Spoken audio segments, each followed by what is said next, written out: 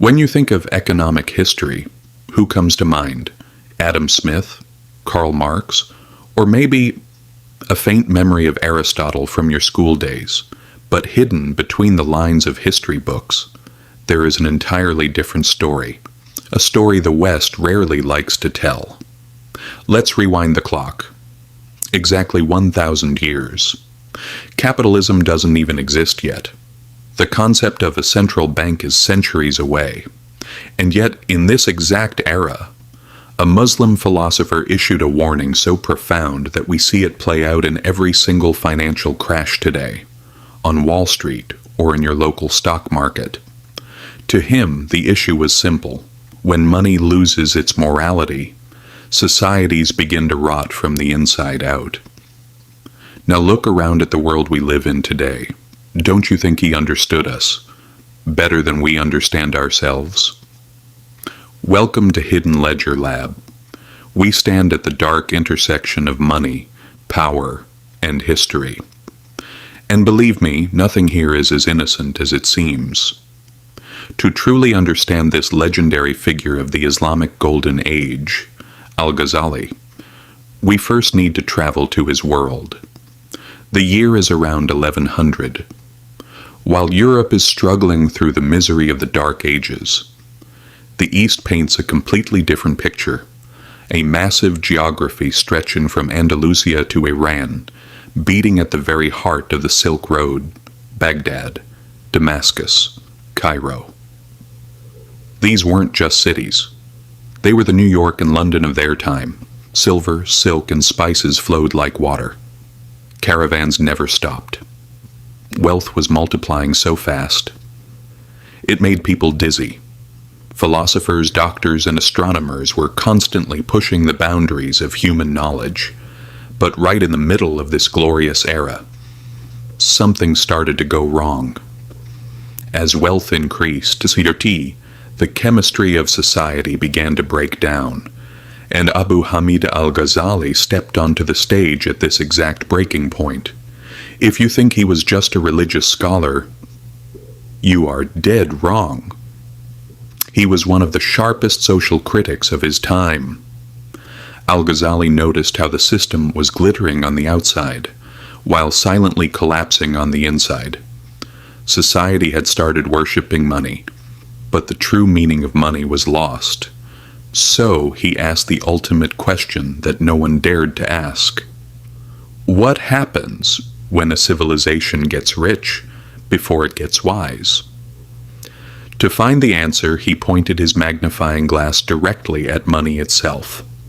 And this is where the real story begins. While the Western world often overlooks him, Al-Ghazali was one of the first thinkers to study money not just as a tool for accounting, but as a force that manipulates human psychology. Aristotle saw money as a simple medium of exchange. Modern economists try to explain it using charts, graphs, and algorithms. But Al-Ghazali had a different concern. How does money corrupt humans? How does it destroy trust? How does it pull the plug on an entire empire? He used a brilliant metaphor. He said, money is like a mirror. A mirror has no intrinsic value, right?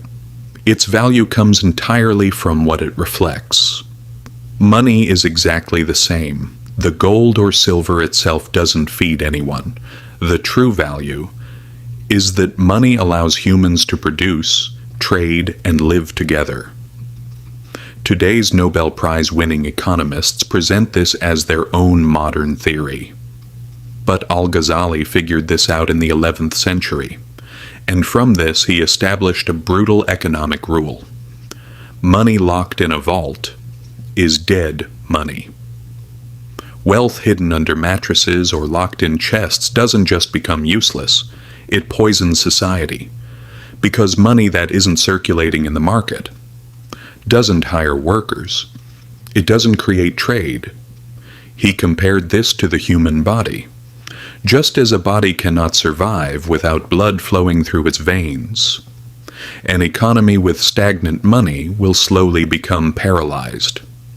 When the rich pull their money out of the market, an artificial scarcity begins. Prices go crazy. And as always, it's the ordinary person on the street pays the ultimate price. Doesn't this sound exactly like the people complaining about wealth inequality today? Now let's talk about the infamous issue of speculation. Al-Ghazali was absolutely ruthless toward those who turned crises into opportunities, trying to get rich quick by manipulating prices. To him, this wasn't smart business. It was pure moral corruption. He has a striking quote. "He who profits from the misery of others it's actually profiting from corruption." Because this disease is contagious, once it enters the market, it spreads to the institutions, the politicians, and eventually the entire society. Think about today's financial bubbles, crashing crypto exchanges, or toxic credit systems. The man was literally describing modern-day Wall Street 900 years ago. Don't get it wrong, Al-Ghazali was never against making a profit, getting rich, or doing business. He believed that honestly earned wealth was honorable.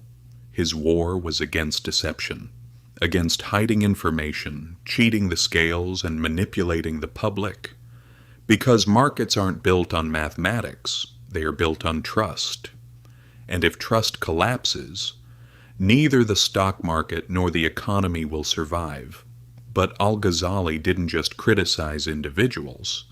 He was brave enough to point his finger directly at the state, especially at the rulers who deliberately debased their currency. Do you know what the favorite trick of medieval kings was? To fund their endless wars, they would secretly reduce the amount of gold inside their coins. The coin looked exactly the same on the outside, but its actual value was lower. Today, what do we call this? Inflation, the silent tax stolen right out of the public's pocket. Al-Ghazali didn't sugarcoat this. He called it straight-up theft. Because when this happens, trust in the currency melts away, and the poor are the ones who suffer most. The duty of the state isn't to play games with the market. It's to set fair rules and stop fraud. He gave a legendary warning to the leaders of his time. An unjust ruler destroys the prosperity of a nation faster than any foreign enemy. Economic crises don't begin when the money in the vault runs out. Crises begin when people stop believing in each other. Al-Ghazali summarized his entire philosophy in one epic sentence. A society can survive poverty, but it cannot survive corruption. If a government constantly devalues its money, the public eventually wakes up. They stop trusting their own currency. They run to stronger currencies, to gold or to other safe havens. Weimar Germany, Zimbabwe, Venezuela, or the inflation crises we see around us today. Isn't this exactly what happens? Because money isn't just paper or digital numbers on a screen. Money is a belief system. And when the belief dies, the game is over. Today we live in an era where money moves faster than we can comprehend. Wealth inequality is breaking historical records. Markets reward getting rich quick rather than actual production. Our technology has evolved. The world has globalized. But human greed, fear, and nature haven't changed a bit. If Al-Ghazali were alive today, and looked at the bloated financial bubbles, the massive national debts, and the untrustworthy institutions, he would probably repeat the exact same words he said 1,000 years ago. When justice disappears, prosperity cannot remain. Economies don't collapse because the numbers don't add up. They collapse because institutions fail to provide justice, and because toxic behavior is rewarded. It is not abstract economic theories that drag us into crises. It is human nature itself, Al-Ghazali's greatest legacy is reminding us that money is not just a mechanical tool, it is a moral ecosystem. And if that ecosystem collapses, everyone underneath it gets crushed in the rubble. History might not repeat itself exactly, but it always punishes those who refuse to learn from it in the exact same way. Understanding this is the first step to surviving the next crash.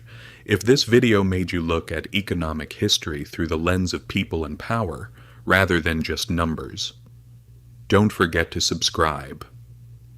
Because here at Hidden Ledger Lab, we will continue to decode the invisible thread of money, power, and history.